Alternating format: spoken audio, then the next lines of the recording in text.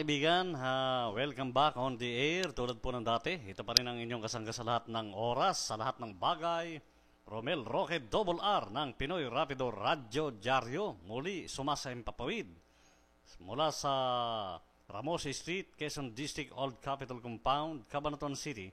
At maging regular po siguro ang ating programa ngayon para sa Pinoy Rapido Radyo Diaryo. Dito pa rin sa Ustream.tv.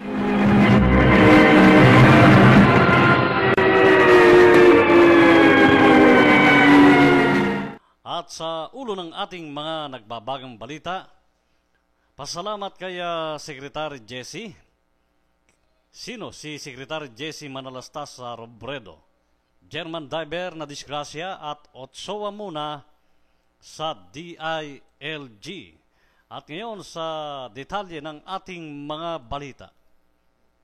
Nagpapasalamat ang mga taong natulungan, kaibigan, kamag-anak at maging malapit na kaibigan na nakiramay sa luksa ng buong sambahayan sa katauhan ng nasawing si Secretary Jesse Robredo.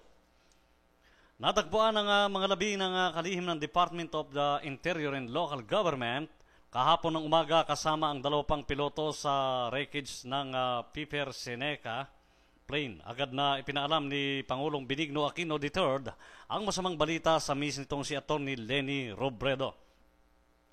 Sa ulat ni Transportation and Communication Secretary Maroha sa Pangulo, ang pagkakatagpo ni British diver Matt Reed sa wreckage ng aeroplano dakong alas 6 ng umaga kahapon sa lalim na 100 talampakan o taas ng 20-story building ng karagatan ng Masbate at layong 800 meters mula sa shoreline kung saan nakatayo ang command post ng Search and Rescue Operation para sa grupo ni Robredo at ng Task Force Kalihim. Narecover ang bangkay ng Kalihim na kinailangan 3 ulit na kumpirmahin ng magkakaibang individual ang pagkakakilanlan ng mga labi bago itawag sa Pangulo sa pamilya ang masamang naganap. Sa paglalarawan pa ng Task Force Kalihim, nahati sa 3 malaking tipak ang eroplano at pinalad na nasa puwitang bahagi ang kalihim kung saan nakabukas ang pinto. Ayon sa